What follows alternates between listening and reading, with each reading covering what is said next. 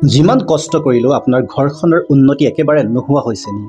যদি আপুনি সঁচাকৈয়ে উন্নতি বিচাৰিছে, আজি আলোচনা কৰা কথাকেইটা ভালদৰে বুজি লৈ কেনেধৰণৰ এক্টিভিটি ঘৰ এখনৰ চাৰিসীমাৰ ভিতৰত কৰিব লাগে আৰু কি কি হ'বলৈ দিব নালাগে তাক পালন কৰক নিয়ম অনুসাৰে। দেখিব যে সমৃদ্ধি আপোনাক পুনৰ লগ লৈছে।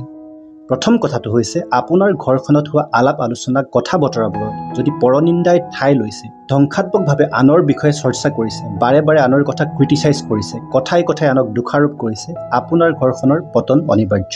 দ্বিতীয়তে, যদিহে আপোনাৰ ঘৰখনত সদায় ঠাট্টা মস্কৰা, হাই উৰুমি, চিঞৰ বাখৰ, গালি গালাজ, কাজিয়াৰ দৰে পৰিস্থিতি সৃষ্টি হয়, ঘৰখনৰ উন্নতি ৰৈ যোৱাটো নিশ্চিত।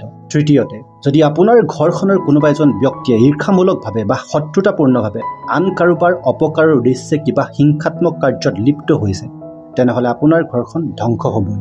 ঘৰ এখনৰ উন্নতিৰ বাবে ঘৰখনৰ ফাণ্ডামেণ্টেল ষ্ট্ৰেংথ অৰ্থাৎ যি বুনিয়াদী শক্তিৰ স্থিতি হয়, পঞ্চমহাভূতৰ পৰা আৰম্ভ কৰি ঘৰখনৰ ঔৰা, দৈবিক কৃপা, এই সকলোবোৰে তেতিয়াহে আপোনাৰ উন্নতিৰ পক্ষে কাৰ্য কৰে যেতিয়া ঘৰখনৰ সদস্যসকলৰ আচৰণ, বাণী আৰু কৰ্ম প্ৰকৃতিৰ নিয়মৰ অনুকূল হয়। পৰচৰ্চা কৰক, কিন্তু গঠনমূলকভাৱে। যি চৰ্চাৰ দ্বাৰা জ্ঞানাৰ্জন সম্ভৱপৰ, যি চৰ্চাই আত্ম উত্তৰণৰ বাট মুকলি কৰি দিয়ে, তেনেধৰণৰ পৰচৰ্চা কৰক।